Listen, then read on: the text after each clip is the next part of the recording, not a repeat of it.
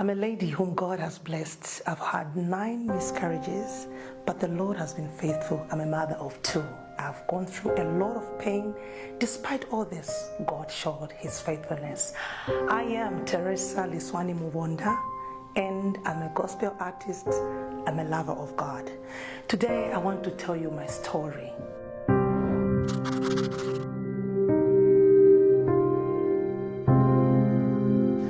I got married in 2009 in Mongo to a very handsome man, Mr. Mubonda, Patrick.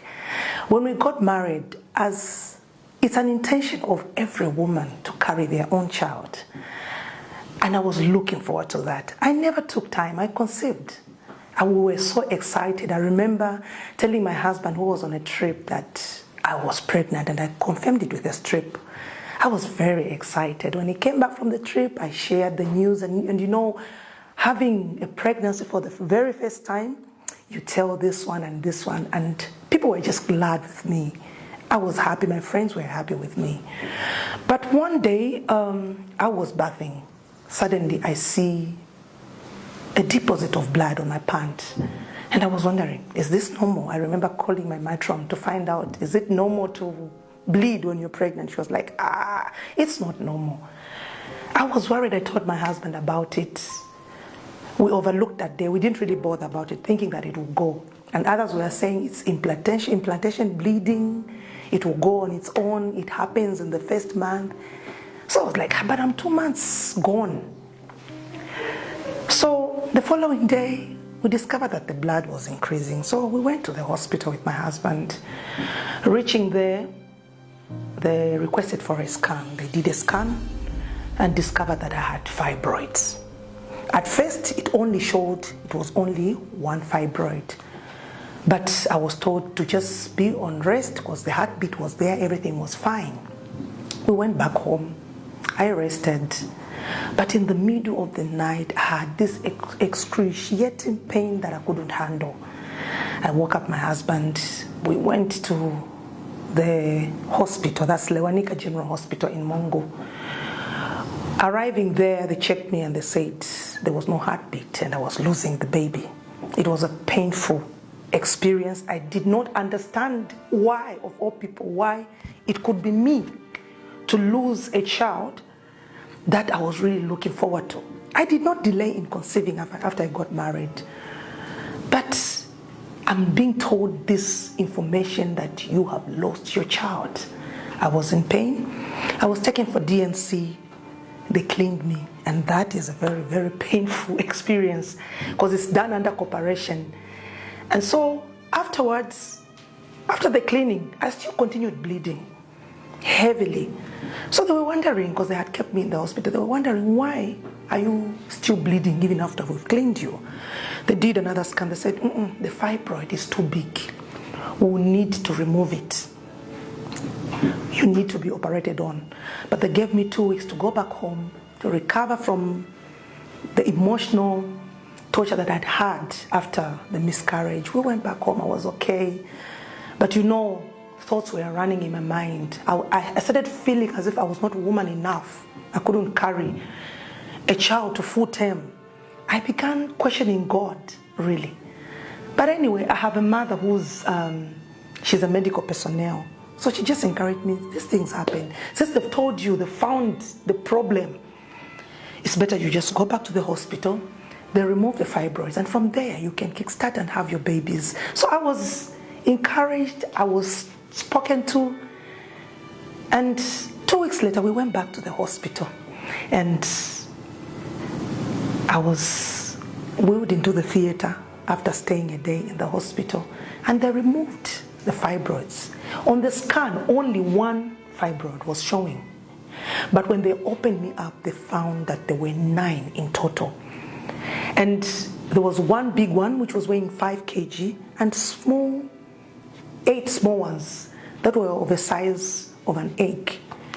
And after they removed, I recovered so well. Everything was okay. And we even began planning to have our child because after the checkups, they said I was okay, everything was fine, my womb was clear, I could carry a baby. And before we knew it, I conceived. We were so excited. We're really happy that God had blessed us again. But 8 weeks, the exact time that I lost the previous pregnancy, I started bleeding. And I knew, this is danger again. And we went to the clinic, and I was told there was no heartbeat. And I had to be cleaned for the second time. I was in pain. And I think at that time, I did not even want anyone to talk to me or encourage me in anything. We went back home, and you know when you have gotten married and years are going, you're not having a fruit of the womb. There's usually talk outside there. People talk, people laugh. And even yourself as an individual, you turn against yourself. You don't stand for you because you are vulnerable at that moment. So after that, I said, I will not wait this time. I want to see if I'll get pregnant again as quick as I can. And I don't know what was running in my mind. I was just thinking that maybe this next one, I will try by all means to do whatever I can in my power. I did not know what I could do, but the only dependence that I had was God to hold a pregnancy. And within a short time, I conceived. And for that one, it even passed the time that I would lose pregnancies. I even went into week 10, 11 weeks. And by then, you know, if you bypass, usually miscarriages are prone in the first trimester, that's from 1 to 12 weeks. So when I reached week 11, I was like, now. From nowhere, I just started bleeding. I was standing in the kitchen, I was preparing food, and I just felt this gush, a pressure in my stomach, no pain, just a gush, and blood was on the floor. I broke down. I cried. I was taken to the hospital. Same procedure. I was cleaned again. It's a very painful procedure. Not just painful in the physical, but emotionally. It started eating me up. I started losing my self-esteem. I began to feel as if I'm not woman enough. There are times that I would even tell my husband, I wish you married somebody else, not me. I was in so much pain. I was cleaned, went back to the hospital. They tried to check what really was causing my miscarriages, but nothing was really found. Nothing really. Within a short period of time, I conceived the 4th pregnancy. And the time we went to the hospital, and they told us, oh, they are twins. I was like, this one will stay. I will not lose it. And I was there. You know, I kept confessing that this one, I will not lose it. The Lord will help me. But I still had a fear in the inside of me. The inside of me still had the memory of me losing children one after the other. And so when I reached 8 weeks, every time wherever I am, I would go to the bathroom to check if there's blood on my pant. Because it now settled in my subconscious knowing that I lose children. I don't keep children.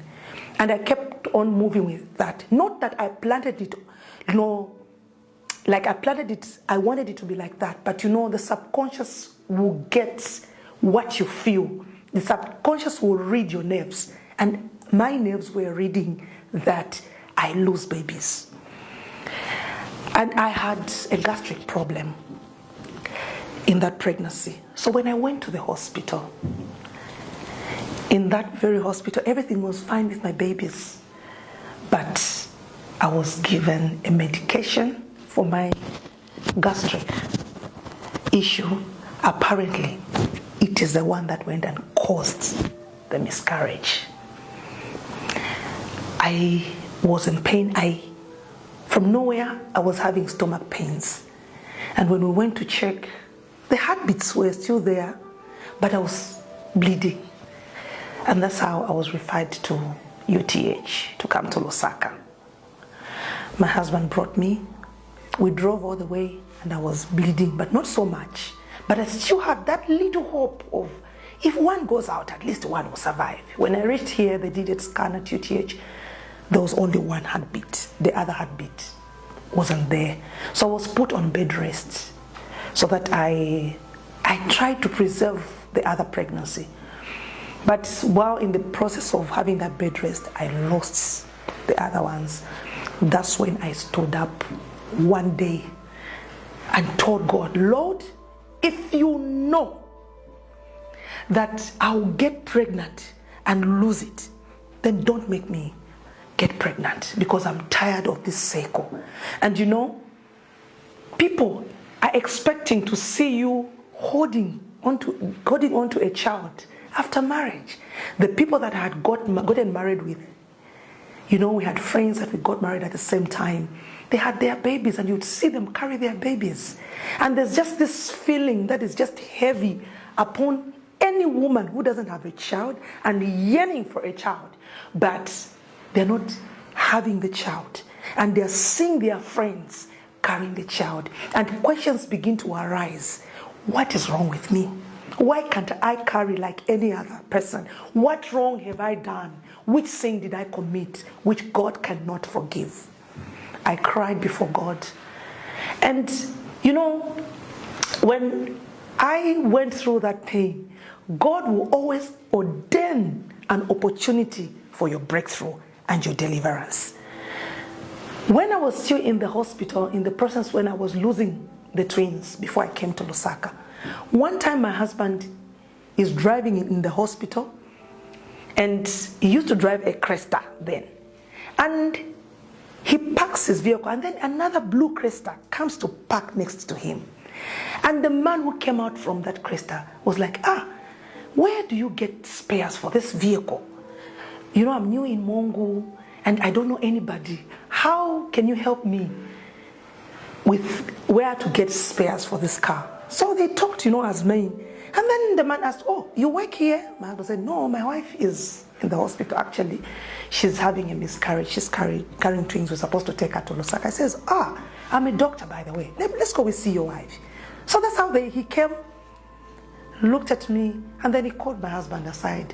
He said, from what I am seeing, your wife has incompetent cervix, of which we are supposed to tie her when she's pregnant. She's supposed to be tied when the pregnancy is at 12 weeks. But my husband said, my wife doesn't even reach that 12 weeks. She loses when it's 8-9 weeks. Only one had gone to 11 weeks. He said, do you believe in God? He said, yes. Just do that. The next time when she conceives, come and see me. So after we had come back from Lusaka, after I'd lost the twins, we went back. One day he just calls my husband one time, says, can you find time and bring your wife to the hospital? But then I was not pregnant. He said, okay. So we went to the hospital. I said, I want to do all, you know, he took our situation upon himself. He said, I want to conduct all tests on your wife in order to rule out anything so that we see how we'll handle the next pregnancy. Because I had a challenge of keeping the pregnancies, but I was very fertile. I would conceive. Whenever I would want to conceive, I would conceive. God was faithful. And they did all the tests that showed everything was fine. And he said, okay, for now, when you conceive, you can start trying for your baby. When you conceive, immediately you know, come and see me. So, because of that, I now took time to conceive. Conception was difficult. And now we wonder, what is this? We went back to him. Usually conceiving is not really a problem, but this time, what is happening? So he laughed. He said, okay, I'm going to put you on some medication that would help your wife to ovulate. That is Clomid. Yeah. And the name of that doctor is Dr. Seke Kazuma. So when he put us on that medication, I remember he said I was supposed to take for three months. That was from the time I'm having my period. I've forgotten the days really. So I took the first month. Nothing happened. Second month. Third, he said, okay, I think let's leave it. Let's wait. Now, you know, I'll be frank, you know, when you really want to have this thing that you're looking for. I said, let me try for the 4th time since I still have to my tablets. And I got the 4th month and I drank without his authorization. And when I drank, lo and behold, I conceived. To God be all the glory. Immediately I knew that I had conceived. We went and told him. And when we went to, and by the time I knew, the pregnancy was just 6 weeks old. He said, I'm admitting you immediately. This one you need to carry. And then he taught me words that I'll never forget. He said, your mind is used to you losing babies. Begin to tell your mind that you will carry this baby full term without any complications. Yeah, when he taught me that, I was like, he doesn't know what I've been through. I was not really hoping. It was like, let me just try. But I thank God, my husband, my mother, and my mother-in-law. And in all these things that I was going through, and I thank God, before you get married, pray. Let God help you get into a family that will accept you for you. My mother-in-law was a woman that stood with me, even up to now, and I thank God for her. My mother prayed. My mother-in-law prayed. We engaged pastors. One of the pastors that we engaged was Pastor Oscar Mumba. He stood and prayed with us. Another pastor that we engaged is in Kalawa, is Pastor Ngenda. And the wife, they prayed for us. We prayed. Quite all right, yes. We were praying, but I still had that thing of feeling, is this really going to happen? And then he told my husband, you need to buy, they call it is a chirurgical suture. I'm not a medical personnel. Yeah, and in Mongo it wasn't there. And that's how my husband bought from Lusaka. And it came to Mongo. And he said, you know what? I'm going to keep you in the hospital for a week. We see how it goes. So, because maybe at home you do 1 or 2 things. That's why maybe you tamper with the resting. So I'm keeping you in the hospital. So we stayed in the hospital. So 3 days after I stayed in the hospital, I started noticing like water, a discharge coming out of me. I knew, finish. This one now, it's gone. So we told him, and we went to the scan. They said actually in the canal, there's blood that is showing, but the heartbeat is there. It's very strong and very normal. So I said, they tie at 12 weeks, but I'm going to do something. I'm going to tie you now. We'll tie your cervix. But then now I'd got into 7 weeks. So we went in theater, and they tied me at 7 weeks.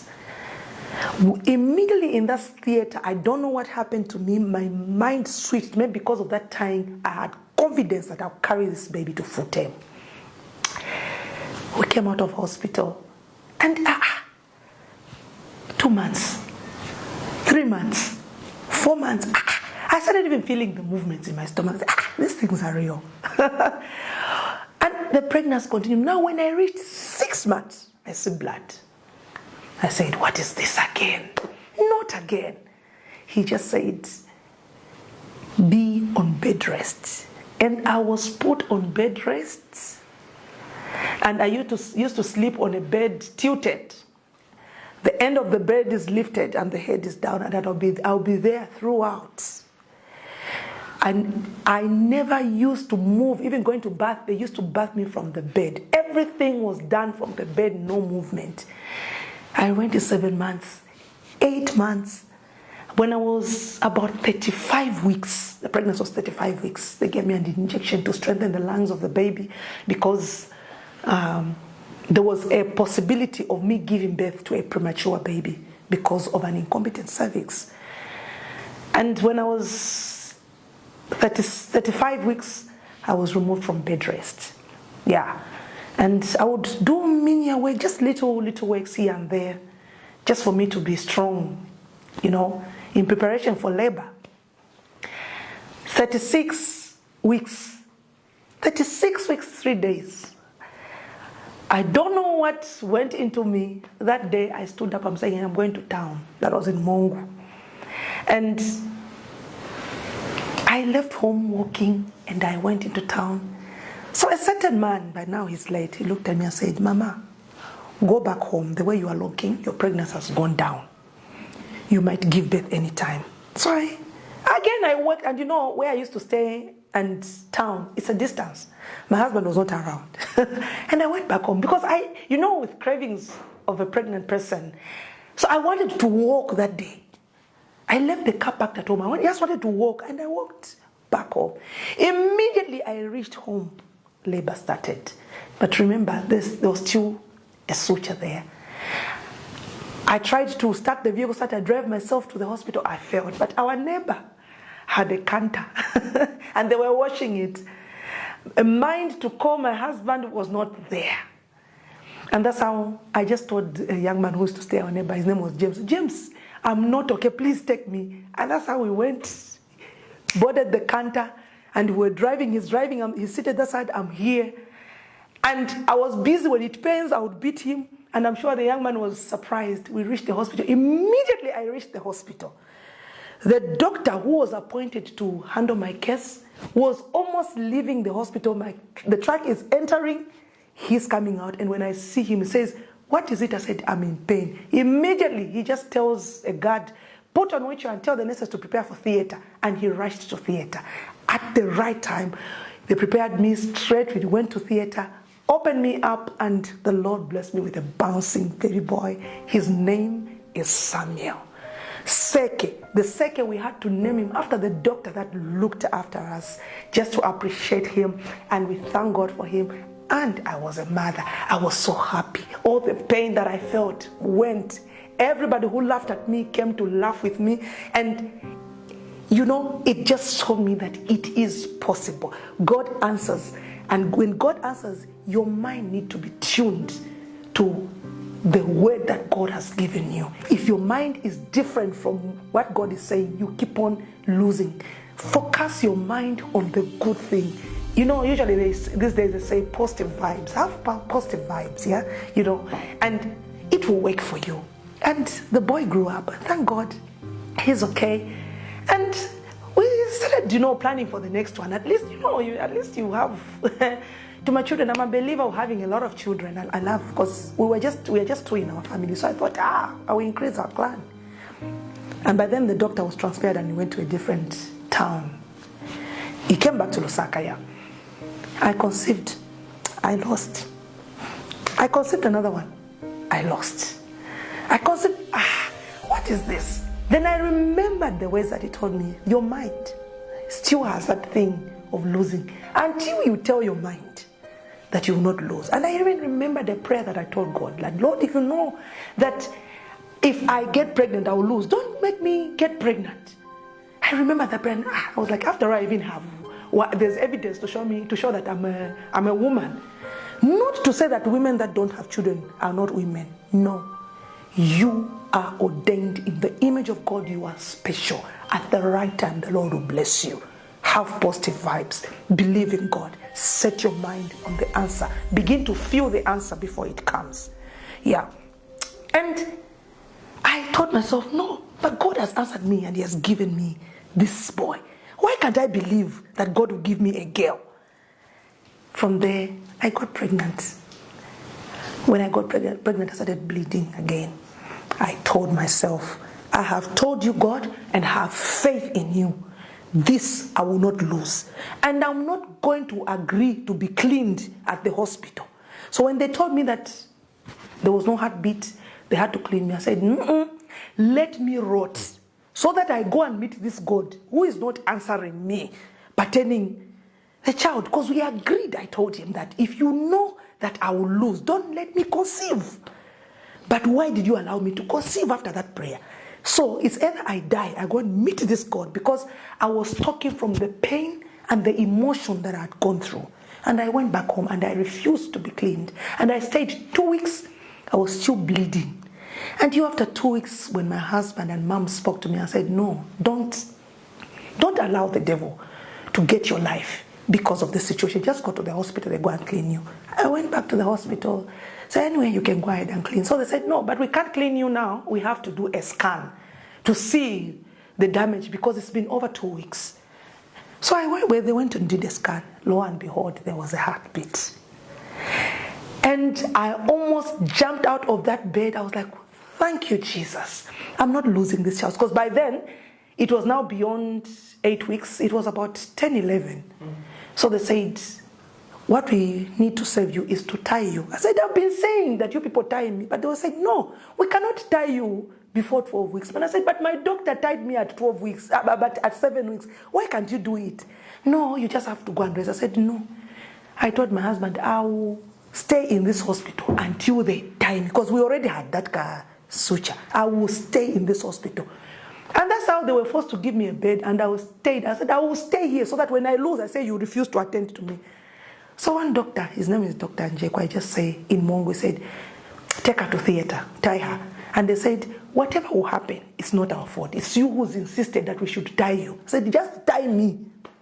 That's how they took me to the theater and they went and tied me. I was discharged. And the pregnancy kept on going on so well, and they gave me the progesterone pills to be taking. And the pregnancy kept going on. So I remember one time from work, I wanted to have some rest. So I had to go to the hospital to go and request for them to give me a pass for rest.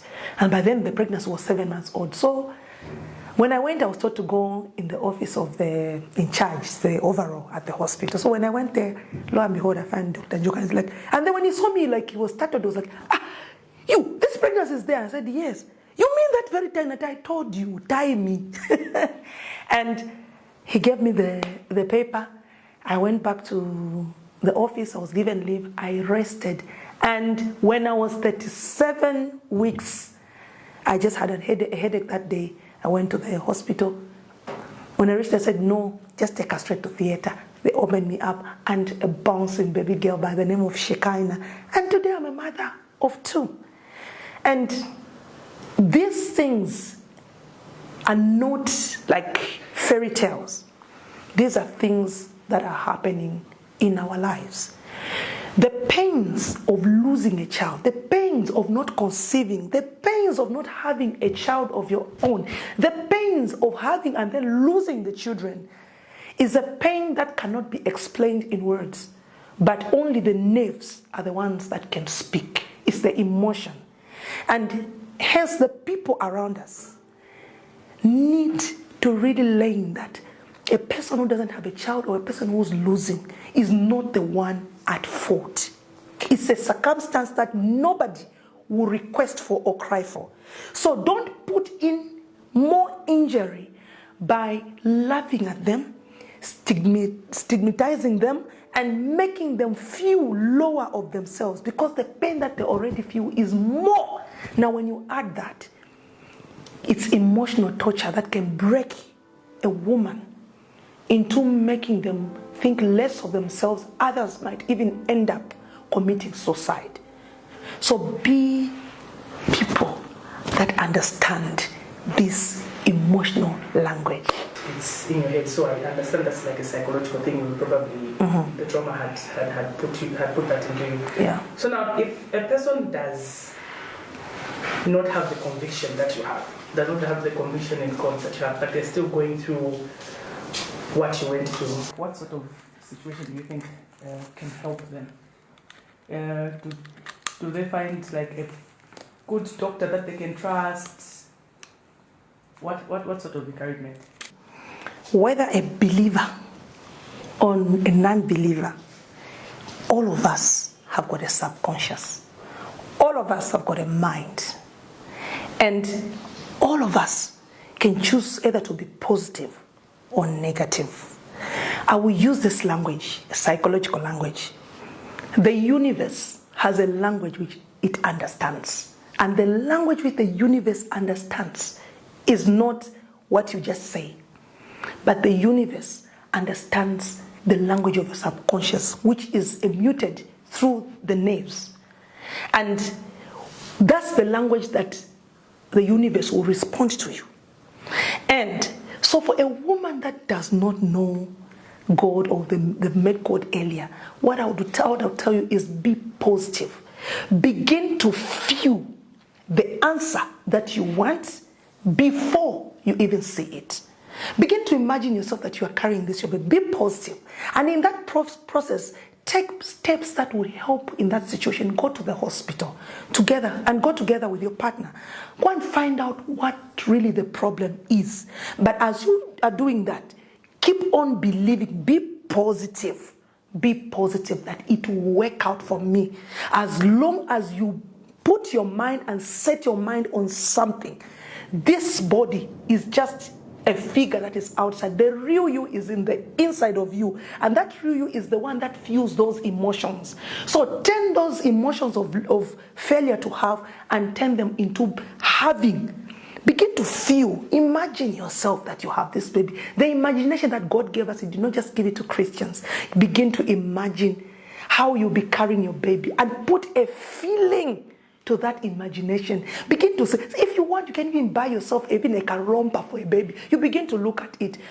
As you keep on doing that, the neurons in the inside of you begin to create pathways of a new system that is being built, of which it says you're having a baby. And automatically, the body will begin to assume the position or the feeling that you are giving it. It's possible. That's why I said, have positive vibes. Have positive vibes. Be positive.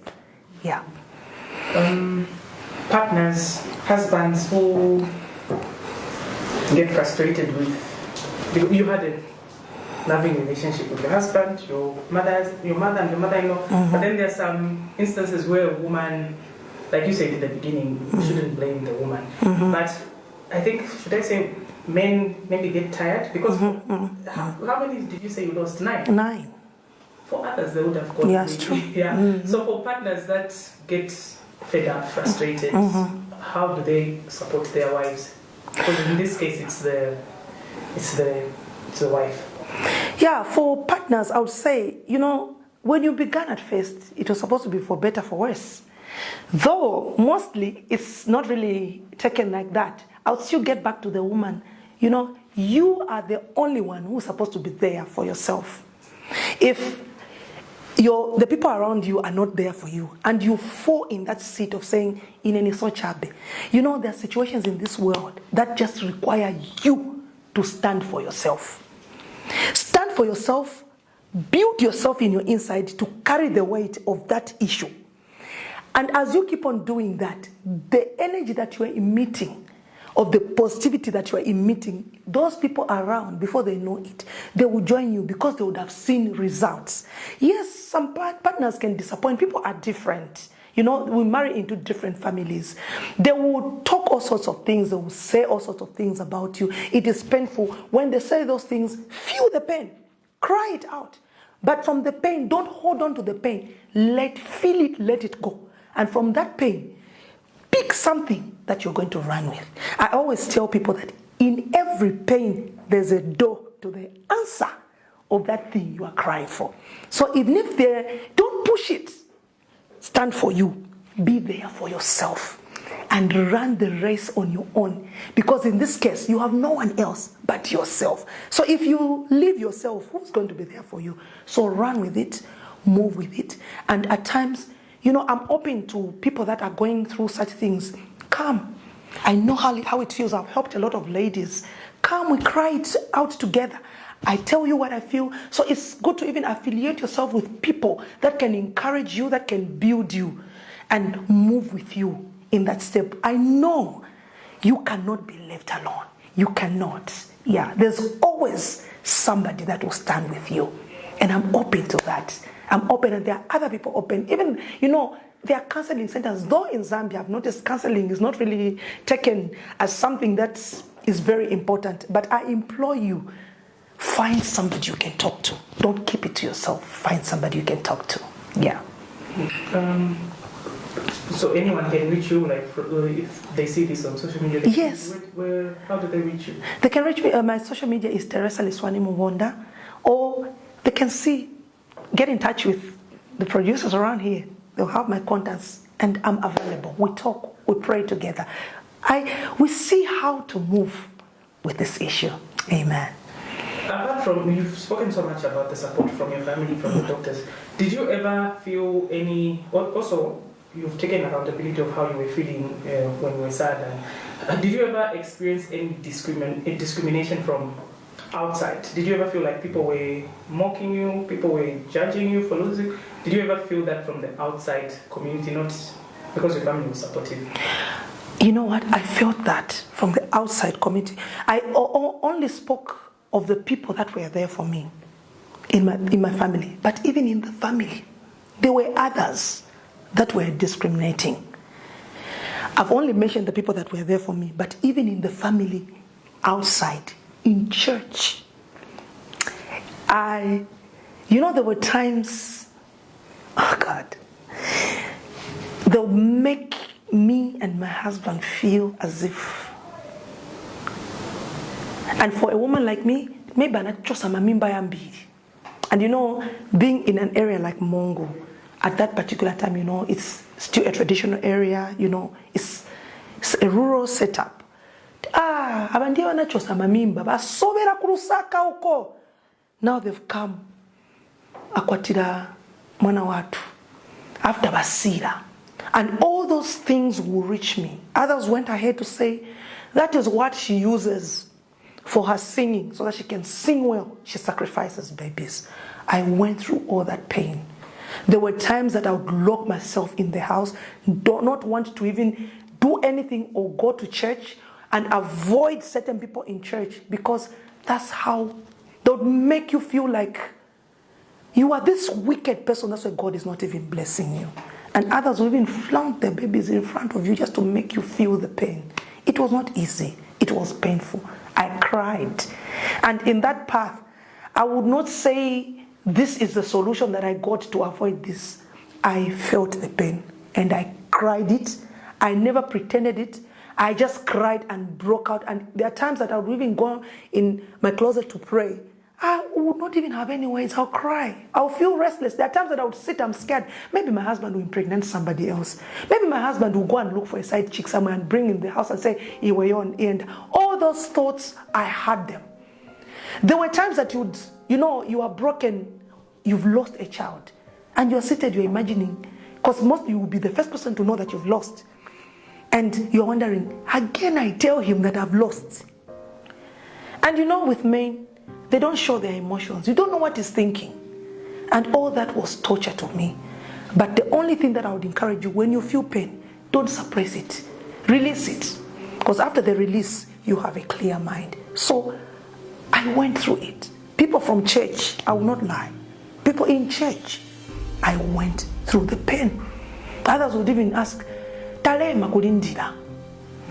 Others would even come and touch your stomach. How far? And all that was torture, piercing in my soul. And this is the thing that I cannot change on my own. The only way that I overcame this is I cried it out. I went through the pain. And I received words from other believers would come, talk to me, encourage me. But at the moment they are talking to you, sometimes you feel like they're just wasting your time because they're not giving you what you really want. But until that word that Dr. Kazuma told me, your mind, begin to tune your mind. That one is the thing that made me hold on. Even up to now in other situations, circumstances, I always would make sure my mind is tuned into having what I want and overlook the noise elsewhere. Did you at some point, since you're a godly person, did you at some point doubt God? I know you went and cried to him and say, enough is enough.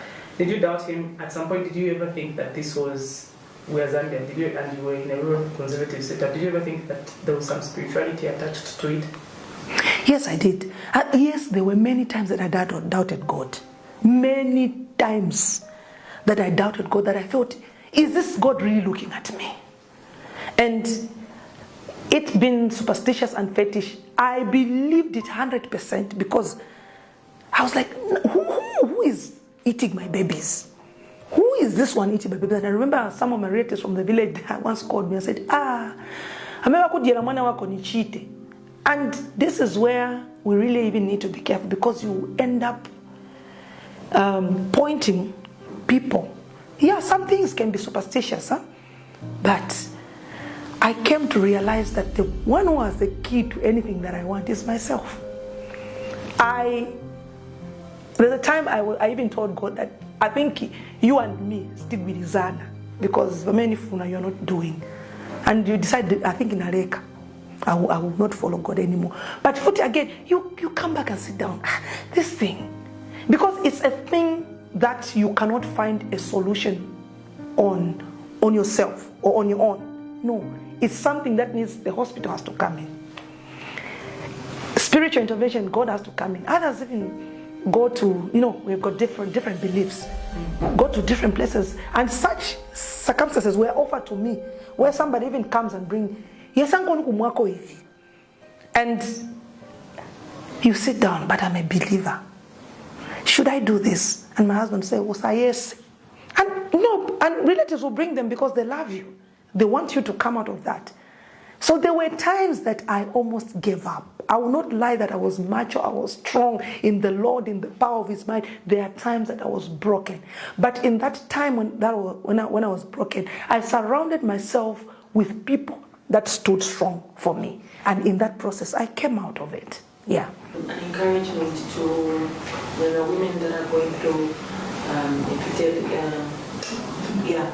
and then those that also going through miscarriages. Maybe you go through a miscarriage and you give up just one miscarriage because people give up easily, and also spouses that I know Theo did mention, but just an emphasis especially to spouses, because mostly it's we want to have the best family members, you did, but the spouse is the key, because what they care mostly influences the decisions that they make, and especially if it's coming from family. So just an emphasis to spouses, and to also the ladies that are going through these issues. What would be, if you were given one-on-one with them, what would you say to them? Okay, so my encouragement to the ladies that are going through what I went through, and others that are failing to have, or others that even had but they lost their children, the only thing that I will tell you is, first, be true to yourself. The pain that you are feeling, don't push it aside in trying to give an image that I am fine. Don't suppress it, don't kill it. Feel it, cry it, and thereafter seek God. Because in all this, quite all right, I knew the times that I would give up on God, but at the end of the day, I still came back to the one that created me. And I prayed, He stood for me. And I will still get back to the issue of being positive. Be positive. Believe that it will happen. And then don't just sit at Civichitika. I don't want to overlook other forms of treatment, but personally, I will encourage you, go to the hospital. Go and find out what the problem is.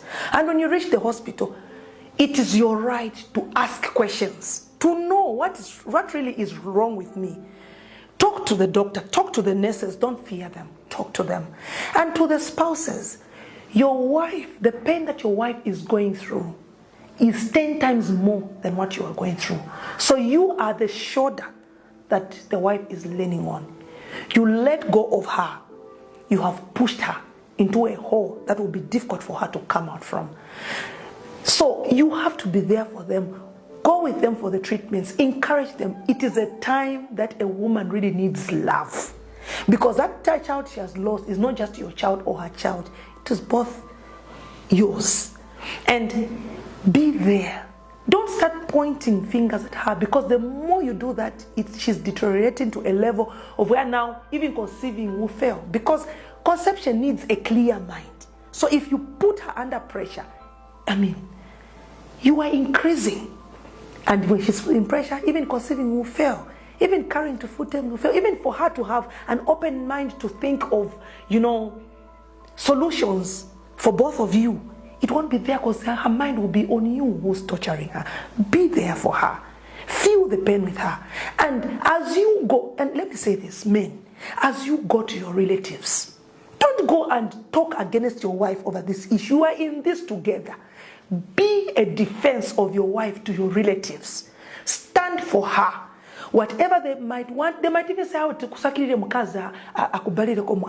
stand for your wife, because immediately you do that, you have destroyed a home. You have broken her, you have broken her trust, and you have taken her to zero.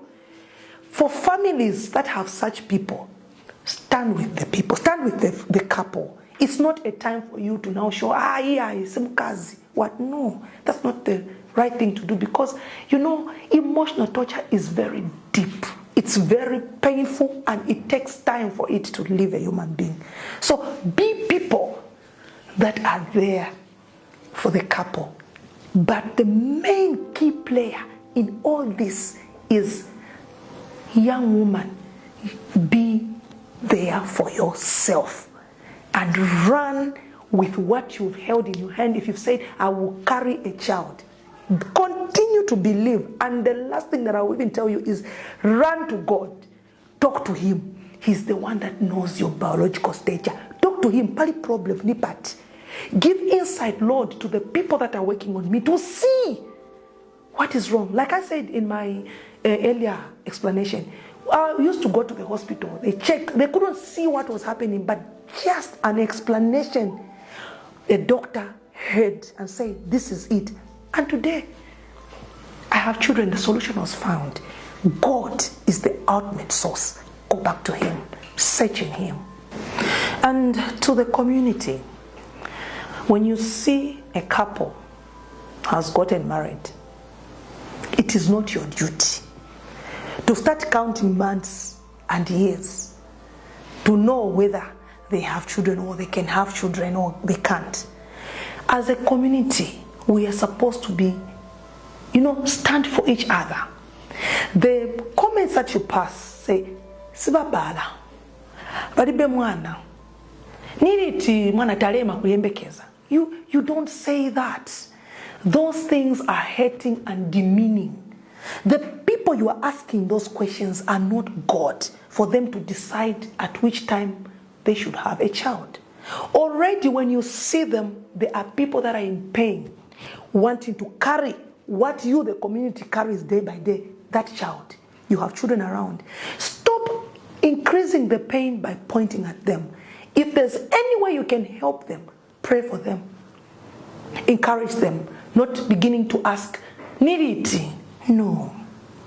No one has the right to enter into someone's life to go and know what is really happening in their inside. No. Be there. Be people of love. Shield them. Make the area conducive for them to live there. Because some women even fail to even walk, to come out to go and get something because they fear. Banikamba. Immediately you see them, 10 years, it's not their fault. They are in pain. Imagine yourself in their shoes. How would you feel? When you finish imagining like that, it's from that state of feeling that begin to address them with respect, love. Because at that particular time, they need the love from you, not you questioning. Don't injure them the more. They are already in pain. And remember, whatsoever thing that you sow, you will reap. You might be carrying your children now, but you have children as well that will grow up. Not that I'm prophesying that they will not have children. It might happen in your home. So have empathy. Feel what they are feeling. Married for 16 years, had 9 miscarriages in a space of 10 years. But now the Lord has blessed me with 2 children, a boy and a girl, Samuel and Shekinah. My name is Theresa Liswani, and this is my story.